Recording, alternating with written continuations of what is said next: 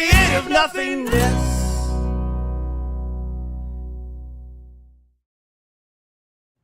Hello, this is Jennifer Lopez. And actually, that looks like a Hitler mustache. I've changed my mind. This is Christopher Albright. This is Panel by Panel, and I have on with me someone who is no stranger to gay fish himself, Mr. Chad Perkins. How are you doing today, Chad? Good. How are you? I'm doing wonderful. Look at that. I thought that looked like lipstick. And as I did this, I said, oh, yeah, Jennifer Lopez is banned. This is going to be here the rest of the show. I actually thought that the moment you started talking, I'm like, my dude, you're gonna need to make that way longer. Whoa, this was a mistake. Yeah. We're off to a great start. Everything's thrown. Hold on. Let me get my bearings. So, Mr. Chad Perkins, you are the CEO, the owner of Rolling Squid Bones. Is that correct? That is correct. As far as this little card that I wrote down says. Do you have a card? Can you show the card? I don't have a card. I just. Okay, you see, it's not even what we're talking about. This comic book we're going to be reading is Set the Hook. This is your very first comic. How many? Second comic. Second comic. What was your first comic? Blue Lullaby. Lullaby, which was about what? Which was about a girl teams up with a monster under her bed to solve a series of child kidnappings. It's like Monsters Incorporated meets Men in Black. Now, that sounds really interesting. Tell me why we're not reading that over Set the Hook. What makes Set the Hook more interesting than this? Well, Set the Hook is about a man who's very angry at a fish because it killed his dad. And it's also Hell's Aquarium has exploded onto the world. And so fish people and monsters and demons live among us. And it's when I say among us, I mean they act like regular people, except they're fish. This has fish boobs in it, giant monster fish, lobsters, crabs, all kinds of different weird zany creatures, and I just think it's a little bit more interesting to look at. Not that, and I know Andrea will smack me, but her husband is the artist on this one, on Set the Hook. So, but his artwork is a little bit more interesting to look at. So that's super exciting. I love Hell's Aquarium. I just went through reading it. I read that last line, so that's a really good line. Let's go ahead. Let's open this book up. Let's start seeing what's happening. So we're going to go here. We're going to start with the cover itself. How much input in the cover did you have for the project? So C. Lanning originally was, fun fact, C. Lanning was supposed to be the original artist for the interiors, but just due to time and his health and everything, he wasn't able to do it. So he and I made a deal that he would do my comic covers until he is ready to do more interior work for me. I didn't have much say in this cover, except I wanted it to be a parody of like Moby Dick, Free Willy, something like of that nature of like, you'll never take me alive, monster, like thing, like Joe Swanson's Bring It On. So that was the kind of what I told him. And then he just went ham on it. But the cover's great. Thank you. I did want him to go ham on the walleye though, which is the fish that's on the cover. So I did want that to be the main focal point. So I love all of the Set the Hook covers. I think that they are all really, really good. The Gerald von Stoddard one is one of my absolute favorite ones because it's ridiculous in how it was done. This one is great. Yeah, it goes hard, dude. When he showed it to me, I'm like, bro, this is like bonkers. It is bonkers, yes. Let's move on to our next page, and we have the credits. Anything you want to say about the people that we work with? Oh, Wells Thompson is on here. I actually had him on the show. He was like my first person to get on. Yeah, I did see that, and I was like, cool. So Wells does all of my editing for these books, and going forward, he's pretty much my go-to person with any of my material. I also use Katrina Roots as well. It just depends. But yeah, so if you see Aaron Dowen he did the first lettering for this book, and then you did the second book, and then John Westhoff did 3 and 4. So I have 3 letterers on this book.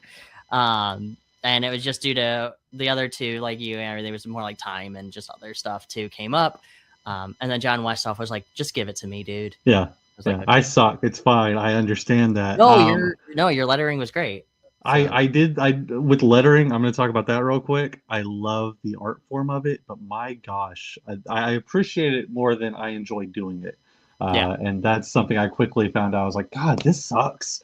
Like, it's wonderful stuff. But Wells Thompson, to talk about him real quick, I would trust anything in his hands. After Oh having yeah. him on, I said, oh my gosh, he knows what he's talking about. He cares about what's it like to work with an editor like that who is so established? Like, what kind of notes would you get back from him? Oh my God, dude. He is the most overwhelming, with love. I say that with love. Of course. Overwhelming editor. He actually makes me think and work. Yeah. Like, he doesn't just like give me like, you spelt this wrong. This needs to be this. This is XY. He gives me a full like bullet point breakdown of everything that happens, like a spreadsheet. And like, hey, here's the plot beats for you. Do you want me to write up synopsis for each issue for you? And then that way, you can have something to look at to edit. He'll give me ideas too. So he'll like go, hey, this looks great, but how about this? Like, he even told me in the second arc that I'm working on, he's like, Chad, the name of this character sucks. How about something else? And he gave me like 3 things, and I was like, okay, yeah. So he's just very detailed oriented when it comes to editing. And fun fact though, before he was an editor, I knew him when he was a part of 4-Color Comics, and working with Caliber and a couple of other places too. So I've known Wells for a long time. And then when he started doing, I think it's been like 6 years since I've known him. And I reviewed his book, Frankenstein the Unconquered, I think a long, long time ago. And so we've just been friends ever since. So I will agree with you that he's one of the best people I trust when it comes to editing. One of the best just in general. Yeah. I mean, again, listening to him talk about how he cared about his book, I was like, oh my gosh, this is how we all need to care about it. So knowing he's part of this is also a big selling point for me to go, this is going to be good. We're going to move to our very first page. Tell me about what you were trying to do. The first 2 pages matter the most for me. Explain to me what you were trying to do to hook the audience here. So I wanted to make Otis. So when I was writing Otis, I wanted to be just like an absolute garbage character. Likable, but garbage. And one of the things I wanted to do was make him pretty bad at his job. So when he wakes up, he's in a drunk tank because he was drunk the night before. And the original fun thing, and this was thanks to this was Wells's idea, was he was just waking up in a drunk tank because of Hell's Aquarium. So it's a pun. So when you get to this next panel here, do not tap on glass, it startles me, is he's in a drunk tank, and that's why there's water and everything like that. So it's a pun. That's perfect. Originally, this wasn't his bedroom. He didn't have a bed. He didn't have an alarm clock or anything. This was just him waking up in a drunk tank. But Wells said, well, how about he's just absolutely crappy? So he just lives there pretty much. Yeah. Oh my gosh. That's great. I was like, oh, that makes it even funnier. And then when the cop wakes him up, it's like, this is just normal. Like, it's just his day. Always is. Got a hand? And then he just gives him the rundown, and then that's it. Like, that's the end of the conversation. Like, that's fantastic. Otis, you're awake. So fantastic stuff there. Let's go on to page 2 then for this. He can see that he's still in the drunk tank, right? He's looking out the window. He can see the actual office. You're revealing where he's actually at a little bit more. Well, so he's walking into the office. Okay. I misunderstood that. No, that's okay. So he is just seeing kind of like, yes, the police are hard at work. And then you kind of find out that, well, Otis isn't particularly likable. Nobody can say his last name, which is our ongoing joke, even for us creators too. You look great. Did someone let you out of the drunk tank? Piss off Larry. And then he says his name. Just kind of giving you a foresight that he's not particularly the most well-liked character. So talking a little bit about the art itself, you mentioned earlier, it was supposed to be a different interior artist. This one has a lot of character to it, like the way that the stains are done. I have always adored the art for this series because of that. I shared it with one person. They said they do a lot with a little, and I think Yes. that's really interesting for it. The lettering itself, not to knock it too hard, this is one of the harder lettered books I've seen. Yeah. A little bit, I assume, kind of a new letterer, Yes. change of career afterwards, perhaps, or maybe he's got better. But that's the only thing that I see as far as like kind of struggling here. The pace and so far everything laid out, I think, is fantastic. Hey. Is there anything else on this page that we need to look at? Anything in the background that you'd like to point out? So one of the things that I wanted to mention with Tim Spavero's art, and I did want to briefly mention the lettering as well. Tim Spavero's art style is very poppy manga style, and this is just his natural artwork. So all of his books have a very similar structure where less is more with the details. And when originally Andrea, his wife, was also up for doing this book as well. And she was like, yeah, but then she started talking to her husband, Tim Spavero, and she was like, hey, Chad's doing a fish book. Do you want to read this? And the moment he contacted me, says, Chad, I love drawing aquatics. I want to fucking do this. And you kind of found out when I was talking with Tim how excited people get because they don't get to draw aquatics and like fish creatures very often. You know, it's always demons, vampires, zombies, blah, blah, blah. And I come in and go, do you want to draw a fish with tits? And it's like, yeah, I do. So that was a lot of fun with the lettering. Tim Spavero drew the bubbles onto the page. He had them pre-done all over the page. Yes. So that explains more. Yeah. So that was something I didn't realize. I thought what he did is he just placed them like in the drawing just to give an idea of where they should go. Yeah. I didn't know he was actually drawing the full bubbles. So the original lettering was done by him, and it was a lot smaller. Okay. Okay. So we decided to go back and just kind of blow it up and make it a little bit bigger. Luckily, it's readable. But it's readable, a lot of people have said like this isn't the best, and then the lettering gets better at each book. But the requirement would be him to actually like redo the entire book in order to like make the bubbles or get rid of the bubbles. So the following ones, though, he doesn't draw in the bubbles. Those are inserted by like you and everybody else. Yeah. The letterist. So that makes a lot more sense about what happened here. And again, it's one of the knocks where it's like, okay, the art is good, it's fine, it's different. The lettering is the only thing that kept catching me. I was like, man, I wish it was just a little different. But to see there were some issues in the process, it makes so much more sense. Yeah. And unfortunately, that's just, with us as indie creators, that just ends up happening. Luckily, though, too, for like the regular readers, like you and I, when we glance at it, we're like, yeah, that's janky. But for regular readers, it's more like, okay. Absolutely. Yeah, no, regular readers don't care. There's so many things that we can nitpick and care about so much. And a regular person's like, nah, it was great. I loved it. Right, like, exactly. I couldn't read it. It was garbage sometimes. So right. So it's like whatever. So anyway. Who do we have here that we're talking to? Other Cop. Which So no, he didn't have a name. It wasn't until I was a part of Scattered Nexus, which is a card game where the creator wanted to make characters for this book or from this book, and I gave him 4 characters.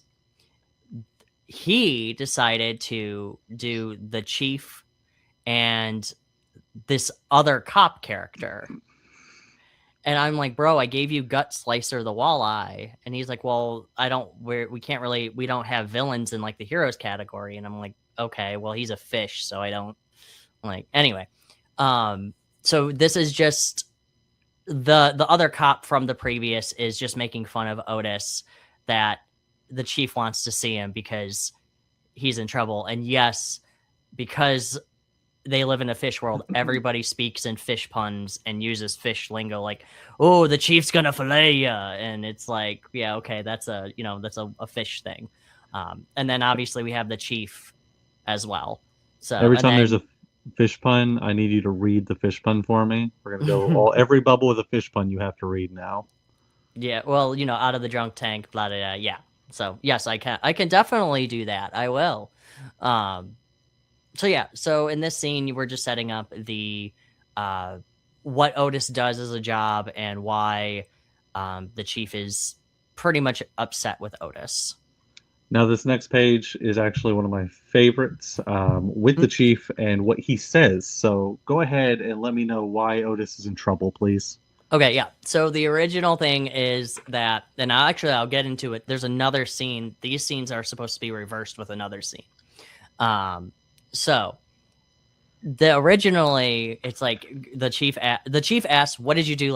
What were you doing last night? Or what did you think you were doing last night?" Otis is thinking that he destroyed the jukebox at a bar. He says, "Fuck the jukebox. You use kids as live bait." You use, and his only excuse, Otis's excuse, is you use minnows to catch bigger fish, chief. And you're like, you kidnapped 6th graders. Well, they weren't going to volunteer. Besides, saltwater fish are picky eaters. It's called dietary and that's a true fact. Saltwater fish can be picky eaters. So I did look that up.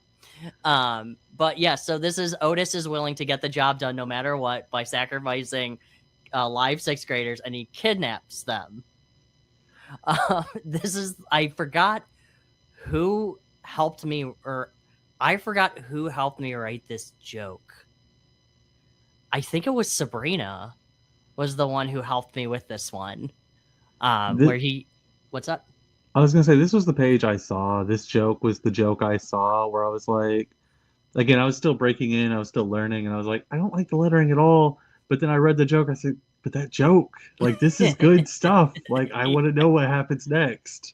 Yep. The joke itself is this one's probably the most popular next to the Moby joke that we'll see later. Okay. So, but this joke was like, it does hook people, pun intended. Oh my gosh. Let's talk about the paneling. Let's talk about when you're writing a script. How many panels do you try to put in your scripts typically? My writing style, and Wells has actually pointed this out, is I do at least 4 to 5 or 5 to 6 panels. Is usually what I try to do, because I try to cut out everything that could be considered filler. Like, you have Otis already, you could have made this entire panel like them arguing more and use filler panels like him slamming the desk and all this other stuff, but really we already got the point across by just him being in the same panel doing the action. So what I do is when I do my paneling for any of my writing, I play it out in my head like it would be a movie almost, and I see which panel, what section I can cut. So the way I break it up is like, okay, well, here's a cup in front of me. All I really need to do is show my hand already look at the cup, and then I can grab it. All the other motions I can just cut out. It can just be the hand grab cup, hand grab cup, lift up. Because then that's already portrayed to the audience. You don't need to see him picking up the cup already. You're in a comic. You just want to condense all of that. If it was a movie, it's a little bit different, but yeah. So we're, I think, 5 pages in, maybe 6 pages. We know he sleeps in the drunk tank. We know he's dirty. We know how the cops treat him. We know that he is bombastic and will kidnap 6th graders. I think you've done quite a bit so far to lead up to these pages, and we're getting a lot of information about this character without him actually having to say anything. Yes. Which is always fun. That's one of my favorite things to see in comics, is to go, okay, I understand the character almost immediately now. And we're going to flip to the next page here, and let's see what happens. What do we have? So this is my So I actually really enjoy this one. This was Wells's idea. Was originally there was going to be more of an argument from the chief. It was where he was just like, well, you can't do that. That's not what we do. Cops are justifiable. We're justice, blah, blah, blah, blah, blah, blah. Kind of like a cop talking to the Punisher, trying to say you're justice, like Captain America talking to the Punisher.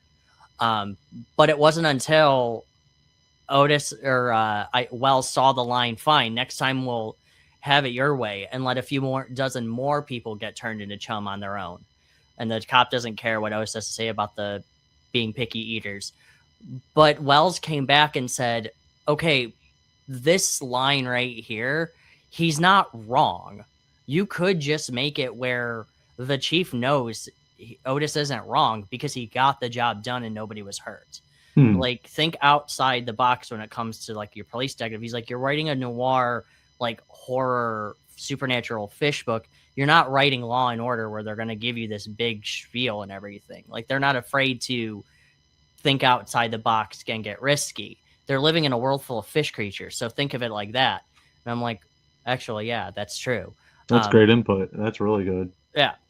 So the next scene here, though, is like where this is your next time in Mangled Corpse was. It just gives him, Detective Otis, because he's so terrible at his job, he gets the bullshit work. He gets the work that puts him in danger. He gets the work that is just like open and close case. He just gets the, dangerous, shitty jobs that nobody wants. But he's also good at the job, so the chief does trust him. Fun fact with this little rune page was supposed to be like the secret. The original script for this, the Hell's Aquarium, was actually a secret, and the police knew about it and around the world, in the country, or around the world, and only a select few people were aware of it and worked for the fishermen, which is what Otis used to be. I left this in after we decided to go full in on the Hell's Aquarium angle with the fish creatures and everything. I left this in because it's just really neat looking. Like, you would get a file like this, and now throughout even not so much this issue, but the upcoming arcs that I have, like Arc 2 and Bark in the Water, you will see more of this. It's like, these are just the files that are handed out to them. They're just glowing and red and weird looking. So they are neat. So that's just a fun fact, That's exciting. That is cool. I didn't exactly pick that up from the art itself when I first saw it. I said this must be fish language, but to know that it's runes and it comes from that is a lot more exciting to think about. Yeah. Anything else on this page before we move to the next one? Nope. Let's see what happens. What do we got? So this is the dumbest page that I've ever written, next to the Moby page, and I'm very excited to get to that. Okay, read this full page. Let's go for it. So did the chief finally can ya?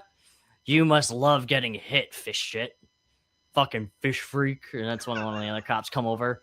Shh, he can still hear you. So his head is full of and he's gonna say sardines. Full of what, Greg? Nothing, Detective Yasip Byrne. So close. Ugh. And so he strings them up with a fish stringer, which, if you're not familiar with fishing, that's a real fish thing. It's a real fish object. Do you know what a fish stringer is? It's you put it through their gills. Yep, and you hang them. I know some people don't know, so it's like, But so he decides to string them up like fish. And then, fun thing, you get a little fish creature right here that shows that there's more fish people in this world, in the little left-hand corner. And then Yassi Bayard was my father's name, boys. Put some respect on it. And Otis's father was originally a detective for the police department, so that was his job. But we're not focusing on his father. We're focusing on Otis himself. I actually do have an arc idea for Otis's dad, but I haven't decided if I'm actually going to do it. I'm excited for the dad arc. That is one thing. When I was lettering issue 2, I said I want to know more about this. This is a good mystery that you have. Oh yeah, he's exciting. I have him sent. His placement is going to be very silly. I can't wait. Yeah. This is also this is just also full of just fish stuff. Like, his head is full of sardines. He's fish shit, fish freak, just everything. Oh, okay, just fish everywhere. But let's talk about cutting the fat. You mentioned that earlier. You're willing to chop down your script. What did this page aim to do for you? This page aimed to do, one, set up that Otis's reputation is already set up by his dad. Mm-hmm. And also, 2, again, that he is absolutely obsessed with fish, and he doesn't like being made fun of or compared to fish because he is upset with them. You don't find out later until issue 2 and little bit later as to why. But anything that is fish related tends to set him off. He's a very angry, hot-headed man. So again, issue 2 is the one I got to letter. I got to be a lot closer to it with the script and everything. And I loved the idea of him hating fish because it reminds me of Goblin Slayer. Oh yeah, If you're familiar with that. yes. And Otis is just this little goblin slayer, but with fish, and it's great. It's wonderful. We're gonna move forward a little bit, and we see the car, which I love this car because it was the most relatable thing I've ever seen in my life. Yep. Tell me more about what this page is doing and what's happening here. So one of the fun things, and I do want to mention the car, is that this is a parody of how detectives and law enforcement don't get paid very well. So obviously you do see in like Law and Order, you know, they're driving like Cadillacs and blah, blah, blah, blah, blah. But when you really look at it, they kind of drive beater ups. And usually because they're also not particularly noticeable as well. If they're just driving out in the world. This one here sets up that Otis is actually very, very smart. You know, he was able to look at the file. He was able to determine that she dove incredibly deep into the water. You know, you don't send forensics to do a fisherman's job because they missed the whole point of what happened with this murder was. Like, he understood what type of fish or what type of thing we were dealing with. And you know, forensics, if they know that it was a giant freaking fish, the police department is going to deal with it. They're going to give it to Otis. They're going to give it to the fishermen, the ones who they know that can take care of it. So this establishes that Otis, yes, is a hot character, hot-blooded, hot-tempered, drunken, unlikable guy, but he is very smart. You also establish that during the dietary scene as well, but this kind of wraps it in that he's also surprisingly a good detective, and he just doesn't know just about fish facts. That's good. I want to talk about the art real quick because we mentioned a lot with a little. That top page, it doesn't have a lot of detail in it. I mean, it has a few things, but you can look at the back and most of it's kind of plain. But you don't catch that. That's one of those things when you're looking at it, go, this is just a really nice page, and you start zooming in, you're like, oh, there's actually not a lot of detail here. But the way the colors are done and the way that the whole page is done, I love that page. It's one of my favorite little scenes from this whole book. Thank you. Anything else on this that we need to discuss that's happening here? No, but there's a dumb fact. So the actual scene you're looking at with the car is Fighting Island in Detroit, Michigan. So that's actually the Canadian bridge. Yes. Okay. So originally this was, they are established in Michigan. We've already seen Grand Rapids, or we already see Traverse City. We already see, or Grand Rapids, Mackinac. You already see Mackinac, so it is established in Michigan, but this is a real place. So this is Fighting Island. So how much of where you live, you live in Michigan, right? How much of that inspires this book itself? Quite a bit, actually. It deals with a lot of freshwater fish and lake areas instead. And since I am an avid fisherman, or I try to be anyway. Oh, for real? Yes. Oh, I had no idea. Yeah. Yep. So this was a book that I've put my heart into because I love catching pike and bass and all kinds of other stuff. So going out to different lakes and seeing what I can catch is always a lot of fun. And so this page and just this entire book, yes, is set in a real area. Mackinac Island, once we get into issue 2, is far more established because you got the river and you got the island itself and you got other stuff too. But you also get the joke too. You only came for the fudge, which Mackinac is famous for their Mackinac Island fudge. So, you know, yeah. Also, you do figure out that Otis can walk on water with his glowing magical boots. So he's a little like Jesus, a little like Goblin Slayer. You know, there's a Venn diagram slowly forming here. Correct. Yeah, you find out later that he is Jesus, and you know he's come back, and you know. I mean, he's aiming to go to hell, from what I'm understanding. You know, there's a lot of things that might happen. I'm just saying this could be the Bible too. Everyone's been waiting for it. Here it is. Truthfully, about him going to hell, you are pretty much almost spot on. Oh, I really thought I believed it was going to happen. Just looking at some of the context through this, I'm like, I think this is where we're going. Yeah. So you are definitely in the right ballpark. He's Jesus. I'm calling it. He's Jesus. I can't wait. He is. Yes, he's going to come back in 3 days. That's what's going to happen. Hell yeah. All right. So walking on water. And what's he throwing in the water? Tell me about this. I guess it's bait. What is It is this? bait. So walleye, which is going to be the next thing we're going to be seeing, this is one of their natural things that they eat is crawdads. So he put out this really disgusting, slimy ball of chum, and called it a rotting fish stick because it's a demon fish.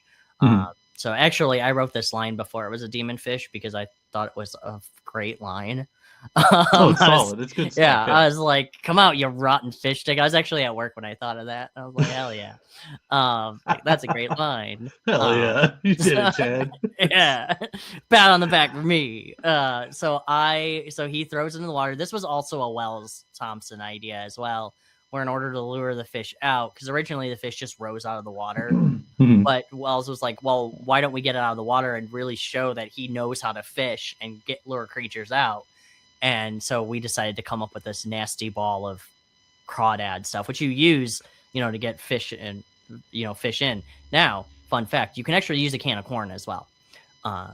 So you can dump. This is no longer a comic book show. This is going to be fishing fact episode. Everyone's about to learn so much. You can use fish and marshmallow. Why Anyway, corn? Why corn? Why does it high work? scent. Scent. Scent. So when you dump the corn itself, so when you open a can of corn specifically, when you open it, you throw the water in, and that lures fish closer up because they're like, oh, what's that smell? It smells really good. And then you dip the corn in the water and it's yellow and it's colorful. So you just dip a little piece of corn. It's great for catching bluegill. This is so exciting. Yeah. This is good. So it is an actual thing you can do because of the corn. It also works on carp as well. Okay. So because they're bottom feeders and they come closer to the shore. So if you put corn in too, you can do that. You can also catch bluegill with a piece of string cord. Anyway, yes, so I've you done mentioned this. no. This is great. So you mentioned that the other fish are a little more particular about what they eat. So we had to get sixth graders. This fish cares about crawfish. Do all fish have a different type of food that they care about that's going to attract them easier? Not always. Like you do have ones that are like, because really all they do is they just see something on the water. Like they really can't identify anything and say, oh, that's what I'm going to eat. But they do know through repetition and patterns that, okay, that I can eat. And there are things are easier too. So like a marshmallow, because it floats on top of the water automatically, and then it dissolves with its like sugary scent, can attract bass. So it's not really that they know specifically what they can eat. It's just more like repetition of saying, okay, that's what I can eat. They don't really know what it is. Like with most animals, but yeah. So I'm getting, again, Goblin Slayer, Jesus, and right now, Geralt from The Witcher, because he has his low potions. I think we've solved this character completely. Now, he is based on Constantine and no, I'm not seeing that yet. Edward Cullen's in The Lighthouse. But, okay. Yeah, but I do like what you're going with. So Jesus, Goblin Slayer, and Geralt, because those are great too. Goblin Slayer, obviously. I mean, that, you could have told, like, this is just Goblin Slayer and be like, yeah, but it's also just Moby Dick. And you could do that with a lot of comics, Let's see the monster that is coming up now. Let's see. Yes. Go ahead. Tell me more. So again, fishing is more than just casting a hook in the water. This was also, I was very proud of myself when I came up with this line. I was like, this is great. So the monster, Andrea and Tim Spavero and a couple of other people, even Wells has told me, I'm really for using one panel to just kind of tease the monster, like kind of like a Godzilla effect, because I think like the buildup is always the coolest too. Yeah. So like you want to get that rush. So when I did this, I wanted it to be a very simple design. And originally it was just going to be all black. It was Tim who did the red eyes and the yellow outline. So this is the panel that's really simple, but I think it gets people very excited. Like, oh shit, this isn't the type of book we thought it was going to be. So the idea of having the build-up matter as well, I don't think I've heard that just yet. This is kind of the first time I'm hearing it, And you're right, the Godzilla effect is not something I've considered. The next page, I think, is the splash page. So you have a build up, which is almost a splash, and then you go into a full splash. That's interesting.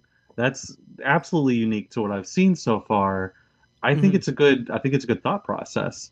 The splash page itself. What did you want to do here? Anything specific you were trying to give a homage to? Tell me some more. Absolutely, like a Moby Dick, like stand your ground, last stand type fight is what I wanted as this. And also too, it solidifies exactly what the hell we're dealing with in this world. And also it does establish it's fighting for your damn life. Like this is like, yes, it sounds like fisherman fish. Oh, it's just a police noir thing. No, they got to fight this shit. Yeah. And then, go back to Hell's Aquarium, which, that's where everything came from, was Hell's Aquarium. This scene here, I wanted it to be the big reveal for your monster. And the thing is that all of my writing has this type of thing, at least that when it calls for it. So the new book that I'm currently working on, Bark in the Water, has it. Blue Lullaby has it as well, where there will be this page where you get to see an actual look at the monster. And because I feel like a lot of books, they have that opportunity to do it, and they don't. They only do it if it's like a kaiju or something, grotesque. But it's like, well, you could do that with anything. Like you could do it with a zombie. Like I know Lori Calcaterra has this scene where a horse gets ripped apart. I'm like, you could have did that with the bear. Like that would have been awesome. You did a full spread of that. Yeah. Scene. That would have been incredible. So there's a lot of things that you can do with it. And I just think it's a unsung element. Let's talk about the splash page itself. I've been asking people what they want to do with splash pages. What do they choose to do with the splash pages? Typically, the answer is just it's cool art. Is that the same here? You're like, this is going to be a cool ass scene. It deserves its whole page. Yes, I will not lie to you. Yes, even though yes, I will say, oh yeah, it calls for it. It is, but yes, at the end of the day, too, this would make a great phone wallpaper. Like this would make a great print. Yeah. Like this would make a great movie poster. Like it's that kind of thing where you're just like, no, this is gonna look cool. So yes, I have to throw that in too because I'm cool. waiting to see. Yeah, I'm just waiting to see. Yes. I do like. It's kind of a comparison for the cover too. The cover is from the behind image. This is from the side image. I thought that was nifty. Just kind of go, I can get a sort of 3D view now on the whole scene. We'll move into the actual. I believe the fight is next. Yes. Let's talk about your action. Let's talk about how much give and take your hero should do with the villain. How often should the villain win in a fight? How often should the hero win in the fight? I usually think truthfully, I think it should be 50-50. Like, okay. I think the villain and the hero should at least have a fighting chance to win. And that was one of the things that I try to do with a lot of my action, especially with this. Like, he gets thrown into the air, he gets mangled, he starts shooting it in the eye. Like, you see that this fish and him are both on equal footing. And granted, you can raise that up. Otis has a lot of experience with this, even though he's only 24. But he has a lot of experience and he knows what he's doing. But the fish demon is still a fish demon. Like, it's an ambush predator. It still has teeth, horns, and meanness to it. But I always think, and we can go in the whole Batman thing where, well, Batman's always prepared. Well, what if he wasn't? Like, I want to see him, like, I want to see the Joker be able to kick his ass. I want Bane to kick his ass. Like, I want him to be able to, and then eventually come out at the end and win. With a lot of Batman stories, I feel like they don't really get that.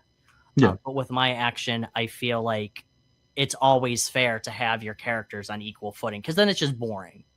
Yeah. Like, it's kind of like Goblin Slayer. And again, yes, we'll bring that up, where, yes, the dude loves killing goblins. He knows how dangerous they are, and he does get his comeuppance from them from time to time. Yeah. And he always has to prepare. The art on the first page. That's what it's this and fishing. That's all we're talking about today. Right. And sometimes Hitler, Jennifer Lopez. The panel here at the top, again, talking about the art itself. This reminds me of like a Japanese traditional like yokai image. Yeah. That I could absolutely see it if it was transferred in that way. It'd be the exact same look to it almost. The dialogue or the narration boxes, what are you trying to do here with the narration? So this was something fun I wanted to do when it came to this book, is I wanted him to be singing a sea shanty during this fight scene. Mm-hmm. And I'll be totally real with you. It falls into the category of because it was cool and it was fun. I didn't have any other deeper meaning to it. I just wanted to see, because sometimes, you know, they'll have like quippy lines and da-da-da while he's fighting. And yes, there are that in here. We'll get to that too. But I wanted to do something a little bit more mature with the writing, because we already had, you know, your fish puns and all your other stuff. So I wanted to do a little more mature element, but I will not lie to you. It was just fun and cool. What sea shanty and why? This is Fish in the Sea. Mm-hmm. And this is him singing it because he is in the midst of the storm fighting a giant monster. Okay. And the sea shanty itself is essentially that it's kind of like a warning. If I remember correctly with the sea shanty, it's like, you're in danger, listen to me, you know, listen to these fish, we will guide you away, type deal. Okay. So we're going to move in, and this is another just kind of a one page. Yep. We see the action, we see it coming, and we see he has a plan. Yep. Fish grenade bomb. Fish grenade bomb. Yep. Or I'm sorry, bobber bomb. Bobber bomb. Bobber bomb Yep. is much better. Yeah. Any other thoughts when you were writing this specific page? What kind of detail do you put into it for the artist? What kind of detail do you put in for the reader? So one of the things I wanted people to know, and yes, he has his, and I actually did forget to mention this in the previous page. He has a fish hook gun. So this is a gun that shoots fish hooks, but I also wanted to establish that he has other equipment. Like Batman. Like Batman. Sure. For now. Yeah. Keep going. Right, exactly. Like Batman. Or Goblin Slayer. But anyway, so he has other equipment that he can use at his disposal instead of just a gun. Originally, it was just supposed to be the gun. And then I started thinking, no, how is he going to beat this thing? He can't really use the fishhook gun. A bobber looks like a bomb, like a little grenade. That's nifty. And so then I realized, I'm like, oh, I could just do, like, I already did the fish stringer, like in the previous scene with the cops. Yeah. So why can't I just use another tool, like another fishing tool? And I was like, oh, wait, I can. I'm the writer. And then Tim Spavero and actually Wells and I kind of broke it down to just 4 panels of establishing that. Which this is kind of a common scene that you see in a lot of TV shows and movies. The monster opens his mouth, is coming. He's about to throw that body. Like, you just know. And that's one good thing about tropes is you don't actually have to show that. I'm not sure if we do on the next page, but readers are going to know exactly where this bobber bomb is going. Oh, absolutely. Do we show it? Oh, we do. Okay. We do. And then go ahead. So I'm glad you brought up the trope, because that's exactly what I'm doing in here. Mm-hmm. So I love that type of thing. So when it comes to like video games or anything, when you're fighting a big monster like Godzilla, when they like launch a missile or something into their mouth, I think that's like one of the coolest, funniest things you can do with any monster. Like, I have a field day with it when it comes to like Resident Evil and all those. Like, just being able to aim at their head and just be like, oh shoot, I swallowed a grenade and they explode. That's really funny to me. Yeah. Right. Yeah. And I thought I was just like, oh, he's fighting a giant monster. Oh shit, I can do this trope. Yeah. Hell yeah. And then so I decided to do it. And then on the next page is another trope too, which is my favorite. So this is a pause page. This is kind of like a reverse of the reveal of the monster, the Godzilla reveal that we were discussing earlier. I believe, because there's a pause here for the reader where they can kind of catch a breath. They can kind of slow the action down in their own minds. And then we get the next part and you see... Which is the other trope, where they're very calm and patient They're Yep. like, oh, that did shit to me. Yep. And then they get like, oh my God, almost like a Looney Tunes type thing. Like, they just swallowed a hot pepper and then they're like sitting there going, ha ha ha. Yeah. And then like the steam comes out of their mouth and their ears and everything. It's a funny Looney Tunes type thing. So I decided to do that here as well. Because that, to me, I think that's really funny. So I realized, and this is when I kind of started, as I started writing it, I can do that if we're setting the stage of this is just absolutely ridiculous with fish. That's a good point. I like that. Yeah. You keep saying, I'm the writer. I realized I'm the writer. I can do it. And you being able to go, well, okay, so Godzilla and Looney Tunes. This is fine. I can do it. I can mix Right. it all up. The bobber can be a bomb. I know all of this. That's great. Yeah. Go ahead. Oh, I was just to say, I think there are times in writing that we do take it too seriously.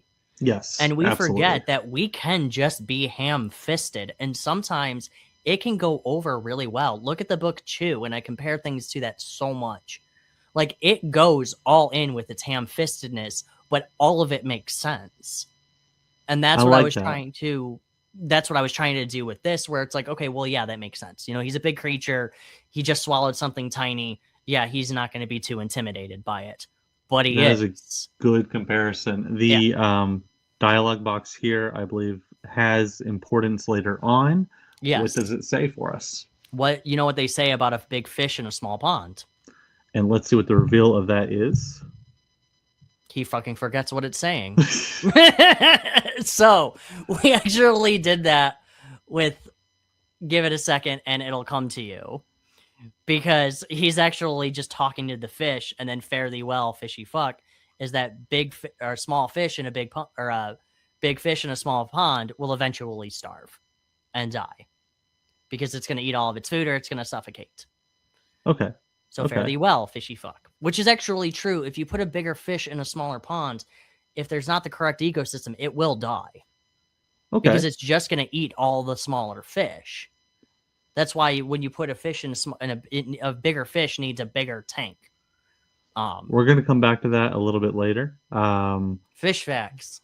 Fish facts. That's fish facts. Fish facts. The page itself, anything else you're trying to do here? We see the boots are still active. We see he's still, out on the lake doing these things. Any other notes you have for this? Because action pages for me are the hardest to put a lot of information into. It's just like, okay, well, this thing needs to happen, and I get here. What else are you trying to do, if anything? I want to tell you right now, I hate the fact that you're calling me out in this shit. Because I'm going to tell you right now, this is the yippee-ki-yay, motherfucker. Hell yeah. This is the action-packed action movie line. Like, get to the chopper, I'll be back, like, bullshit. We're farming this book. Okay. Yes. So fare thee well, fishy fuck, is his one-liner. There it is. And fun thing, this line here, fare thee well, fishy fuck, comes full circle. Okay. Does it come full circle in this book? In the last issue. In the last issue that's coming out now? Well, so yes, which is coming out now. So yes. I will keep an eye on that, and I will read that one as well. Let's see. The action is over. How is he feeling? Well, first off, he's pretty chill with it because he just goes, fuck, I forgot the saying, which was, what they say about a big fish in a small pond. And then he says, it'll come to me, because he was talking with the fish saying, it'll come to you. So this to him was just another fucking day. Hey, Chief, a walleye mangled the woman. Like, he's just done. He's not emotionally attached. It's just, okay, I did it. And this kind of solidifies his almost hard-boiledness, I would say. Just because he's already done this. Fun thing, I think... Actually, I just realized there is an error in this book. An art error, but that's... Talking about the rain? Nope. No. Well, yes. I mean, the rain is fine, but we can also say it stopped raining. Like, that's stopped raining. It's actually the cigar smoke supposed to be blue, but it's fine. Why is the cigar smoke supposed to be blue? So I had, and maybe I wrote this out, and I just didn't catch it. They were supposed to have the blue cigar to help them with healing of wounds. Okay. So I had like this idea as they smoke. Oh, I'm sorry. It's the ash that's blue, not the smoke. I see the ash is yeah, blue. the ash is I didn't blue, see the not smoke. the So the cigar itself, and I actually don't bring this up. It does briefly, Ginger in the third issue asks for a cigar, but we don't actually figure out why. And the only reason why I did that is because it's not necessarily relevant to the story. But it is something that, maybe in the next arc or something I could bring up later. But it's really interesting. It's yeah, Resident Evil like with the herbs, thank you. Yes, exactly. It Yeah, we're is. bringing that back. We're bringing, and I'm on a Resident Evil 4 kick until 9. So I've been playing through the Resident Evil 4, the remake now, not the original, but the remake. I will tell you right now that yes, this is a video game logic trope. No, I love that though. You Again, eat a piece the of food, it heals your hand. It grows your whole hand doing back. all these things that you're talking about is like, okay, so it's a lot of these logics that we grew up with as kids playing into one book now. It's really fun to think about. Because in our eyes as children, and even just as adults, when we play games, we watch action movies, the way they're written, it makes sense. Like a normal human being, when why can't I remember his damn name? The McClane from Die Hard is walking on the glass and barefoot. No human being is gonna move after that. No. Like there's a lot of these tropes that you look at and you're like, oh yeah, okay, that makes sense because he's tough. But in reality, it's not going to work that way. But in us, when we're reading these types of stories or watching those movies, it makes sense to us because it's this particular universe. Absolutely. Yeah. The bottom panel, another one of those great shots where I do love this art. This is just one of those things where like I enjoy the art so much about this book. It's unique. It's different. You see a lot of like the wannabe Marvel style art sometimes, and I get bored by those. I'm going to be real, not fun for me. One of the things, and truthfully, he was actually my most hated artist. And this is the fun thing when it comes to Marvel and DC. I didn't like Mike Allred originally. I don't know anything about comic books, but keep going. Tell me more. Okay, so iZombie. He did Future Foundation, iZombie, Art Ops, and a bunch of other stuff for Marvel and DC. And his artwork is very like pop arty with what bright, colorful pop arty. And I thought it was absolutely disgusting looking. Like it was terrible. It wasn't until I actually read Art Ops, and then as I got more into comics, it wasn't until I read Art Ops and iZombie that I actually started really liking his artwork. And when it came to Tim Spavero, he has that very manga style, but also pop arty, colorful, bright and vibrant, but still dark and gritty and grossness. And Mike Allred is really good with that in iZombie. So if you ever get a chance to read that series, it's only 4 volumes, so it's not very long. I definitely recommend it when it comes to that, or almost like a Mike Mignola, because he's also good with that. And Scotty Young. So I'll be willing. I hear Scotty Young so much. That is like one of everyone's favorites, from what I can tell. Listen, I hate Fairyland. I'm telling you, that book is so beautifully done. Yes, sir. Oh my god. Yes, sir. Let's see what happens next. Let's finish up some more here. This was something interesting to talk about. These fish creatures. Give me the name for them. I actually don't have a name for them right now. Okay. I haven't actually came up with a name because these things weren't supposed to exist. Okay. Well, why? Because again, when I was reading the book, the original script of this was supposed to be fish creatures were hidden from society, and he was one of the, essentially Men in Black.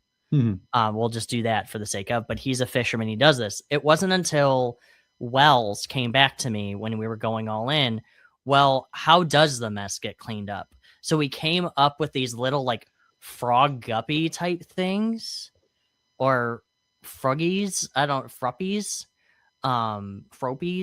where they come in and they eat up the mess. I love And I Wells. was like, well, that's disgusting. And then he was like, yeah, what do you think? I'm like, fuck yeah. It's good. It's good. And it shows more of the background of the world that we're living in. Like, this was one of my other favorite shots, too. You mentioned in issue 2 you have something called the Cthulhu. What's it called? Cthulhu's. Cthulhu's. Yep. So initially I'm like, is this an eldritch horror story? What are we doing? Would you say that these are also some Cthulhu type creatures, or tell me more about where they come from beyond, the Hell's Aquarium? Your They're just little cleaners. Like they're almost like tribbles, or not tribbles. The Langoliers Mhm. from the Stephen King, where their only purpose is to come in and like clean up crime scenes. Okay. And they're not really eldritch horror because there's not. Yes, there's the Cthulhu's. Yes, Cthulhu's mentioned in the second issue and everything, but that's just like a layer to it because there's other things out there. So these things don't have anything to do with it. If I could compare them to, I could compare them to, and I cannot remember their name, but they're from World of Warcraft. The Mogs. Hang on, now I'm really curious. You can continue talking. I'm gonna look this up. The Morgs. To talk more about the page, we The have Morlocks. Morlocks. The Oh, Morlocks. Murlocs. Yeah, the Murlocs. Yeah, I So used to play Hearthstone. Yes, so those would probably be the closest thing, where they're kind of like your little cannon fodder creature, or Okay. goblins. Goblins. Goblin Slayer, Damn it. full circle. Full circle. Oh, we It's did all it. comics do. What's up? So let's actually talk about the page now. I got us off track. We show he doesn't necessarily care. We show he quits his job. Anything else in the dialogue? Yeah, so he's fired because of what he did with Greg and Larry and Greg, which apparently, I guess I did forget, is the cop's name from up there. They're irrelevant characters, so it's not like I cared to remember their names. But he does say, what do you mean I'm fired? Because he strung up Larry and Greg with the fish stringer. So, and he says, I can string up whoever which tries to assert his dominance. He's fired. I quit. So he lost his job as a detective. And so there is that. His badge is actually left at the scene there? Yep. Yeah, so completely done. What does he do as someone without a job? He drinks. He drinks and he goes deeper into his fish conspiracy theories. And he sings a little sea shanty, way hey, sup she rises, which is which is the Drunken Sailor one, which a lot of people know. He starts establishing that he keeps killing all these fish. You find out what exactly he's doing, which is getting revenge on this stupid fish that hurt whoever. Which then in issue 2 you figure out why. But he's looking for this pike type creature. He also establishes that he didn't go to school, he didn't get married, he didn't start a family. A lot of people do that at his age. They start a family, they do all this stuff, but he's knee deep in most adults go to school, get married, start a family. Me, I'm up to my knees in chum looking for a fucking fish. And then that kind of establishes just how ridiculous like his mission is and just how ridiculous this world is when you really think about it. It's all these people hunting fish. Fun thing about this page is there's actually a couple of Easter eggs in this. That's what I was going to ask next. Tell me all about the Easter eggs. So the rat rabbit thing and the blonde girl are actually Winter and Blue from my first comic, Blue Lullaby. Okay. So just to clarify, because I know a couple people have asked me this, no, they're not set in the same universe. This is just a fun little Easter egg for people who wanted to look at the art. The nice talkative, do not kill. The creature from the Black Lagoon is probably one of my favorite classic horror movie monsters, just because of his design. So I wanted to put something in there for that as an homage. And then Little Shit, which is the Chihuahua who I have right here in my lap. Aww. Little Shit, also new. Yeah, hi buddy, hi. Anyway, he's in my lap laying down. It is based on my Chihuahua, and I put him in a salmon suit, which is adorable. Which is absolutely adorable. Yes, yeah. And now he is getting his own series, and he is mentioned in issue 2, which, as you know, he is mentioned. And then in this series, though, you do see that he is on the conspiracy theory board. And he's also a main character in Arc 2 as well. So I want to come back to the fish themselves and the fish facts. What makes a pike the right decision as a villain? They are one of the most meanest freshwater fish in Michigan. So, and one of the things is too, and I'll be blunt with you, it's also one of my favorite fish to catch. They put up a great fight. They have razor sharp teeth. They're mean. Actually, the first time I caught one, I didn't realize it had teeth, so I didn't know what it was. Yeah. Because I never seen one. So I picked it up out of the water and I grabbed it by its mouth, and it bit me. And it gave it's not gonna like bite off your finger, but it drew blood a little. It had little puncture marks. And I was like, "Fuck, ow!" And I threw it into the little bin. And you said, "I'm gonna write a comic book about your little ass." Yes, and I did. You're gonna die. But the pike, I felt like it was an appropriate villain because it is my favorite fish to catch. Okay. They're top water catchers, but they also can be bottom feeders, and they can also catch in middle. So they hunt pretty much in all layers of the water. That's a lot of fun. Fun fact: yes, fish have different layers of water. If you are familiar with the ocean. Fish facts. Fish facts. All right, let's see what happens next then. We have all that going on. We're back at this is the jukebox that he destroyed in the first page he talks about, right? Or is this a different jukebox? Okay. Yep. What's happening here? So this is the same jukebox. So you can see there's tape, it's cracked glass and everything. This is the same jukebox that they talked about. But this is set in the same day that they just had this conversation, or 2 days. This is a guy, and I hate. So this line, oh no, is because y'all want to listen to some Moby? Oh, that's the joke. Because Moby is a fish, established Moby Dick. Yeah. And then it's a kaleidoscopic mind. Because that's one of the lines from a Moby album, a Moby song, Kaleidoscopic Mind. And this sets up that this guy who's like Holy Mackerel IPA, which is actually a reference to Bell's Two-Hearted, which has a fish symbol on it, which it's a bass, is their thing. And it's one of my favorite IPAs, but don't tell anybody because I actually hate IPAs. But Bell's Two-Hearted is like the easiest to drink. So I wanted to do that, and Bell's is also Michigan as well. Okay. So they're from Michigan. And they're probably the most well known. It also establishes Cha-Cha, the perfume salesman octopus. I was about to ask. I said he looks so familiar. I know him from something. What is he? He is Cha-Cha, the perfume salesman octopus. And originally, this character, he's in every issue. Okay. So I did see him in issue 2. I don't remember him. So that's because you got to find him. He's an Easter egg. In every issue, he's an Easter egg. In issue 3, it's a little bit obvious. He's on the cover, so spoiler alert. And the only reason why I did that is because of issue 3 is like all action. There wasn't really a place to put him. Okay. So I just said, we'll throw him on the cover. If people ask, you found him. I said that he was a part of the comic. I didn't say where he was going to be. Why perfume? I don't know. And I'll be totally blunt with you on this. Cha-Cha, the perfume salesman octopus, wasn't supposed to be a character.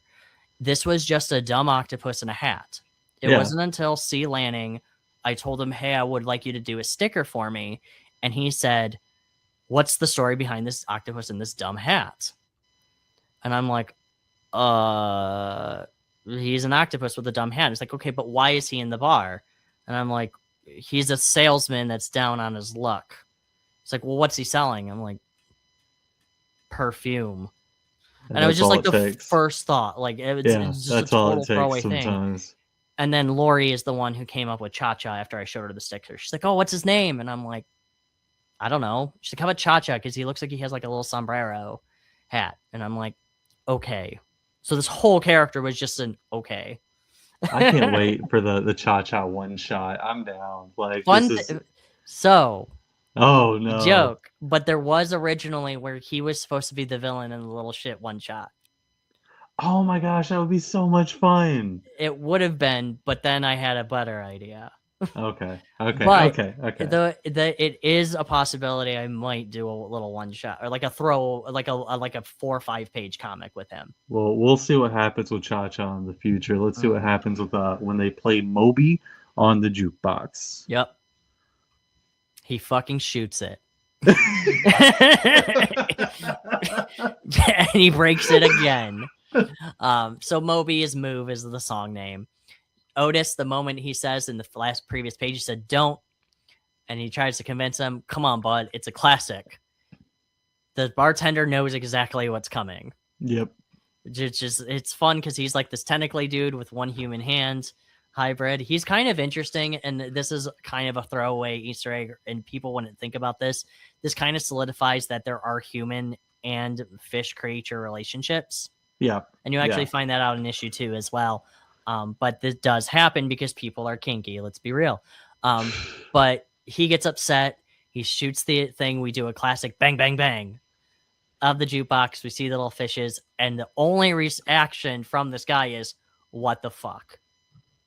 And then we're going to see what happens next after that. We see more of him. Go ahead. So the whole conversation is, this is fucking normal. Like, I just got the jukebox working. I'll get you another. On your salary, bullshit. I said don't. Like, he warned him. It's like, if I weren't sure you were the kind of cop that would shut this place down, yeah, can I have my drink back? Because the bartender knows, Otis isn't going to do shit. Yeah. Like, he's just like, whatever. So this is like a normal occurrence for everybody. And then we have the dumb Western reveal thing where the next character kicks on the door. And yes, this is another trope. So I like the bartender's design. I thought that was interesting when you said it. But not only do we have the trope of the Western entrance, we also have him remembering about big fish in a small pond in that last panel there. We're going to get the reveal. We're going to get the full circle next. Go ahead. So this is after that. Something out there just thinks of you as the next meal, which comes in with Ginger. Otis, you're looking like hell. Who's going to come and recruit Otis? So the whole thing comes full circle. Exactly. Tell me, though, how she represents that line to you exactly. She's going to drag him in because she knows something about Lotus's quest. Okay. She knows that she can lure him in with this next quest that she has, or this next mission. With the information she has, she can lure Otis in. So he is this, he is a big fish in a small pond. No, I'm not familiar with weapons or pool accessories. This looks like a pool vacuum cleaner in this specific shot. I believe it's a hammer, though. It is a hammer. What is it attached to? What's going on here with this? What's the design? You won't see this until issue 3. For issue 3, the design itself is actually based on the Warhammer 40K Marines. So they have a hammer. And I think, if I remember correctly, 1 second. I love when you search things up. Yeah, because sometimes I forget. So just lie on the internet. You don't have to be honest. Like this. Here's the deal. Fun fact: Absolute Batman was based off this design. They had to make the hammer or the axe off the chest so that they didn't get sued by you. That's the truth. Yeah, they could. Yeah, they did. They came in. They're like, Chad, we can't do this, and I was like, oh. But this is the Thunder Hammer that's based off of Warhammer. So I'm going to tell you right now, yes, this is an homage to Warhammer. However, I decided to take it one step further, and it's a flamethrower. So how does it shoot flames? Well, science. So it actually has a little button on the side here that will spray pink flames out of it because it just looked cool when I was doing it. But I decided to give her something that could essentially fry, and boil fish. I also, when I wrote her, I wasn't really sure what type of weapon to give her. It wasn't until I was talking with one of my friends who's big into Warhammer. I was like, oh shit, that's cool. I know what I want to give her. And then, so I gave her this, and then I decided to give her a flamethrower as well, so she has a little bit of a range too. That's a solid choice. So it was also a little bit of Ghostbusters as well. So she has like the little flamethrower pack. So in here is like kerosene that makes the flames and everything. So her design is great. It's one of Yeah. my favorite designs. I like the red hair. I want to know real quick what camouflage is actually what that camouflage is actually doing. Does it help in any way, shape, or form? Is there a fish fact here, or is it just I chose red colors? actually, Tim chose that. Okay. Just to make her fun and eccentric because she already had the yellow. So I want to kind of make her a little tacky where she doesn't really care. That's not tacky. I thought this was a good fit, but okay. I guess. Oh, I love it. I think it's a great fit. Originally, I just thought of her in regular camo pants. And then he came to me with this color and I was like, okay, let's do that. Ginger's albino. So that's why she has pale skin. Oh, I didn't even realize. Hair. Yes. It's not actually mentioned. She's also a character from another story that I had as well. Her name was Ginger Axolotl, or Ginger Alex Lotl, or Axolotl. So that's nice. Actually, both Otis and Ginger's names are puns. Is this the last page, or do we have another page after this? We have a couple more, and then we're good. A couple more? Let's see. After Ginger. Oh, we do. Okay, so they're having a conversation here. Go ahead. Yep. So this just pretty much establishes Ginger's and Otis's shot, where Otis, Ginger's going to sit down. Pretty much Otis is going to make two, give her a drink. Ginger's going to ask if her help. She says no. It's more of establishing the relationship because last time you left me in a fishing net suspended above a gator gar nest. Which, if you're not familiar with gator gar, they're incredibly big, almost like 12 feet long, almost the size of an alligator, huge snouts, and very mean, and also in Texas rivers. That's the only fish I've ever went fishing, and I remember they called them trash fish, I believe. They can be.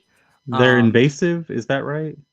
Gar are. I don't know if maybe gar is what I'm thinking of. Gar are. Okay, keep going. I'm sorry. I was trying to do a fish carp fact. Are also trash fish. But anything that's like a bottom feeder, my gar facts aren't particularly great. But I do know that they almost have like a consistency meat of chicken. So they're not the greatest thing to eat, but they do taste good. I have eaten gar. In fact, carp even tastes good too if you're willing to put in the work. But so then you told me those were catfish with dentures. I have a job, which just shows between these two is that yes, they have a friendly relationship, but they're not afraid to just like fuck with each other. Yeah. Just to reel themselves into a particular job, or just get them to do something like, oh yeah, we're gonna go attack some alligator gar. I'm not doing that. Don't worry. They're just catfish with dentures. Oh, okay. And then you find out he was lying. And so in order to get revenge, she just suspended him over the nest. Do I look trustworthy? No. So just like, no, you can't trust me because of already the established relationship. Perfect. Anything else on this page before we go to the next one and see the job? Nope. Let's see the job. Bam. So the job itself. So there's like, oh, fuck this. The bounty's pretty good. This is the dumbest line I've ever written in this next panel. And everybody can make... I'm shocked that nobody's mentioned it. But anyway, the bounty is pretty good, which means she has a kind of a southern twang to her. Forget the money. This ain't something that dies quickly. In fact, I don't think it can die difficultly, which doesn't actually make sense grammatically. Grammatically, it doesn't make sense, but you get what it means. It means that they can't die hard. It ain't something that dies quickly. I don't think it can die difficultly. Yes. So it should die easily? So it should die. It shouldn't die. It shouldn't is die. What he's trying to get the point across on. Listen, when I read it, it made sense to me, but when you pointed it out, I said I'm confused a little bit more. Exactly. And when I wrote that line, I wanted it to be where Otis wasn't really describing things properly. He just wanted to make a point and it didn't come across. Originally, it was supposed to say, I don't think it can die. It's immortal. Okay. But Plain and simple. yeah, but Yeah. then I decided just to kind of be dumb fun about it. So I wrote it like this. But you could take it as well, die easily as well, too. But once you know what you're going up against, it's like, okay. I didn't question it. Sometimes when said with conviction, you accept what the person is saying, even if it does. And that's for me. I was like, sure, I'll follow you wherever you make sense. Right. So, so she's trying to convince him, it's worth the cash, it's worth the money. Then he kind of establishes this old salt has run his course for these types of adventures. I got smooth sailing with the police department on my way to the 402k or whatever the fuck. Real big shot. Like, it's 401k. Whatever you say, and then see you around, Ginge. Rumor says it talks. So he knows exactly what they're talking about. We don't reveal this, do we? We do. Okay, keep going then. I'm sorry. So the next page. So rumor says it talks, which eventually you do kind of see, especially with like Gut Slicer and a couple of these other bigger creatures. They don't really understand the human language and they don't really speak. Okay. It's either if they, one, they don't want to, or two, they just can't. Then it swam the tide with a certain pike, which was the one where he was like doing the conspiracy theory that it was a part of the gang of whatever this creature is that they're trying to hunt. Otis, his mind is fucking blown. Like mind blown meme right there. So, if we crack it a little bit, we could close the chapter A. If you actually read this again, you can kind of figure out what we're talking about. We're talking about if we crack it, a lobster, crab, crustacean. Yeah. So I'm you so could. Smart. So you Fish had me facts. at talks. Yeah, fish facts, crustacean. You crack them open to eat them. You had me at talks, which is that's all you fucking gotta say. Yeah. Which was actually, I'll be honest with you, I kind of like that line because it's like That's an anime solid. thing. It's kind of like the Tobey Maguire meme where it's like, I already said I was gonna buy it. You don't gotta convince me further. Yeah. So okay, so we know all about that, and we see a much better car than the previous one. That's Ginger's car. She clearly has her stuff together. She has money. She has equipment. She's more put together than Mr. Oh my gosh, I forgot how to say his name. Otis. Otis. Fuck all. What was the last name? Fuck it. Otis. Otis. Fuck it. So it is Yossi Bayard. Yossi Bayard. That's how you actually say it, but it doesn't matter because the ongoing joke is you can't say his last name. Yeah, and it is a pun. So Otis Yossi Bayard is actually a pun. How? I've said it multiple times, but not on here, but I've said it throughout. So Otis's name is Otis Yossi Bayard, which if you actually say Otis Yossi or Odyssey. So it's a long drawn out way to say that his name is actually a pun on Odyssey. Or a play. That is a hard one for me to get. I believe you fully in what you're saying to me. It is not. I know it's hard to believe, but I promise when I was thinking of his name, this was the dumb logic that I came up with his name. All dumb logic, blue cigars. We got all kinds of things happening. I believe you. It's fine. Okay. So yes. We see the lobster now, by the way. We do, yes. So just like old times, Barnacleback. Fun fact with this Jeep right here, it's a Jeep. Or an SUV or whatever, but it is based on a Jeep. Which, if you're not familiar, what? Why is it a Jeep? You pointed this out twice, so I just assume there's a reason here. There is, because it's the dumbest design you will ever see of a Jeep. It is. These, as soon as I see these on the road, I'm like, why do you have this? Yeah, why do you? It doesn't need that. The Trump doesn't space need a or Trump. whatever. No, the Jeep Gladiator. Because when I saw those, I was like, first off, so I'm only 5'4". And these things are like 8-9 feet tall. Yeah. At least. So standing next to them, I'm like a midget. So every time I see these cards, and actually one of my neighbors has one too. I don't know where it goes because I don't see it in the driveway ever, but I see them coming up, going inside, or maybe it's somebody's boyfriend. Anyway, but they have one. And every time I look at it, I'm like, that is the dumbest thing in the world. So, but when I was, go on. I just want to point out that so far, everything in your life that offends you, you put in the comic, and you're going to make fun of it. The pike that bit you, your neighbor with he's happy to own this Jeep. And you're like, you know what? Fuck you and your Jeep. It's going in here as a joke. Keep going. I'm sorry. Correct. No, but you are right, though. Anything that upsets me, I will put it in these comics, or any like weird experiences that I've ever had. And that's like a whole Sparkle Dog conversation. We'll have a whole different issue for that. I can't wait to read that one together. That issue is anyway. So this just establishes that, just like Times, your old barnacle back, loud like old times, because Ginger, you're gonna figure out, is obnoxious. I love she's her. An 80-day. Oh, I know, everybody loves her. I love her. That's why she's getting a second. That's why she's in the main character in the next arc. So she's gonna be the main character with some of the characters from issue 2. This scene is stupid. So one of the jokes that I had when I was writing it out in the Cliff Notes. So if anybody knows, when I release the scripts for the Kickstarter, you can see some of my notes that I have, unless they're like huge spoilers. And one of the notes I had in here is that Otis is 24 years old going on 40. And that was just a fancy, dumb way to say he sees some shit. Okay.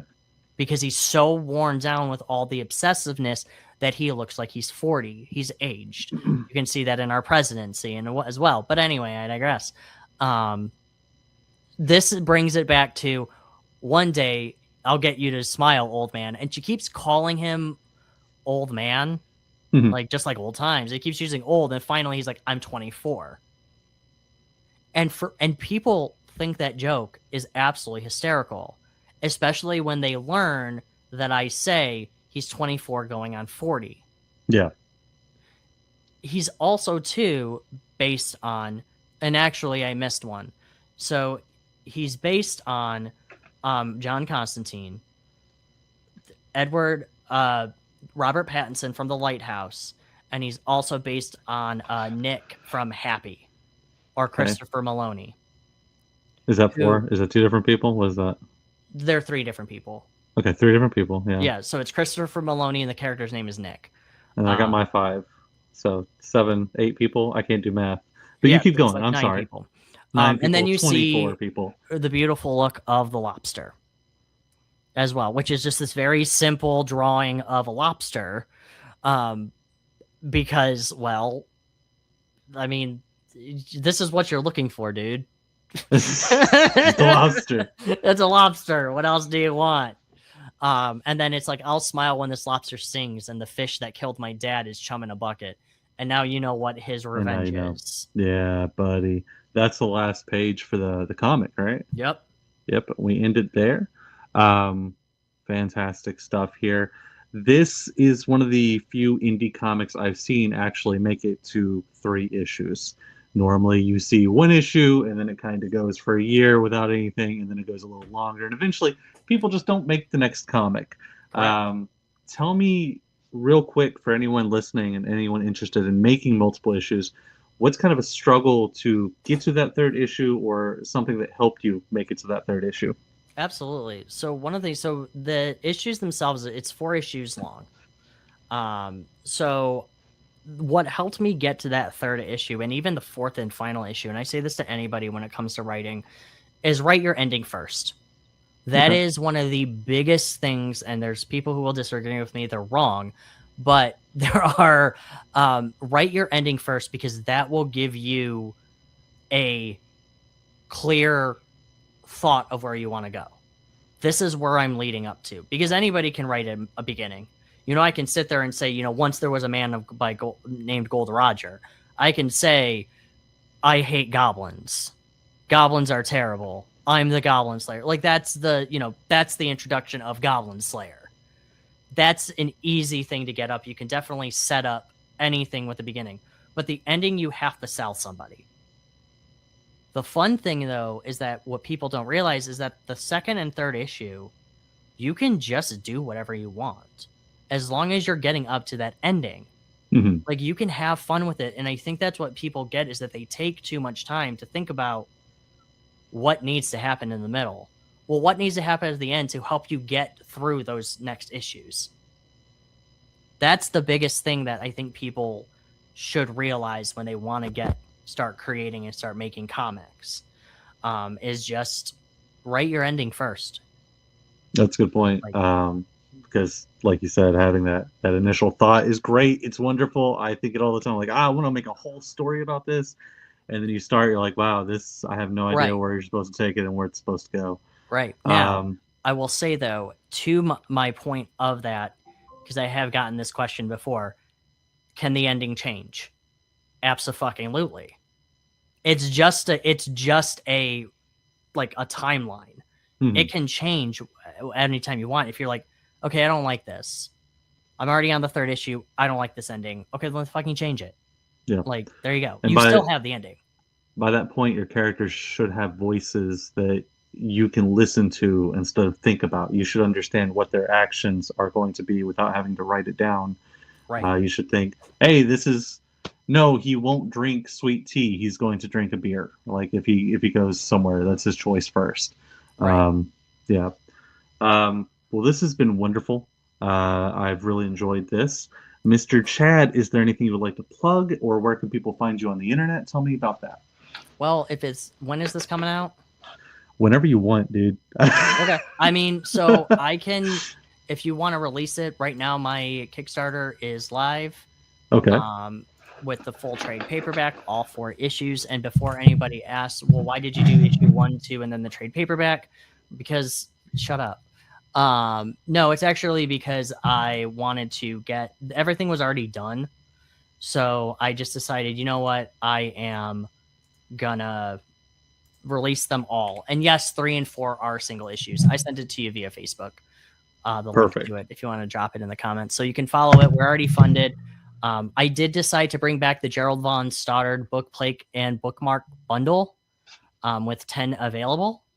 Because it's killer. Because it's killer. And originally it was a 24-hour campaign option, but I decided, or Gerald contacted me and said, hey, why don't you bring this back? And I said, okay, cool, let's do it. So I did. We got a lot of cool things. We got 2 secret stretch goals, which I will also send you if you want to post them in as well, which are 2 covers. 2 exclusive covers that are secret. So I will give those to you too. And I'll give them to you afterwards because I got to get them from another area. So, and I'm lazy right now. You're fine. All right. Anything else? You can find us on Rolling Squid Bones on Facebook. You can also follow us on Substack at Rolling Squid Bones. Bark in the Water will be coming out soon too. It's the first issue is already done. Lori Calcaterra wrote the second issue, and then Jay Hammond and Frank Martin both wrote 8-page short stories for it. Did he do one of the covers? Hammond for this campaign?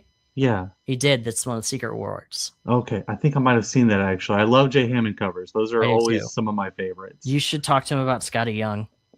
I think that's actually where I heard Scotty Young from. Yeah, you should talk to him about Scotty Young. It's actually a really funny conversation. Fantastic. All right, well, I think we are all wrapped up. Thank you so much for showing up today. And I will have this posted. We'll be going, buddy. Yeah. You have a good day. Bait for the bait throw. Trash for the trash throw. Welcome to my emotional Thunderdome. I am creative nothingness.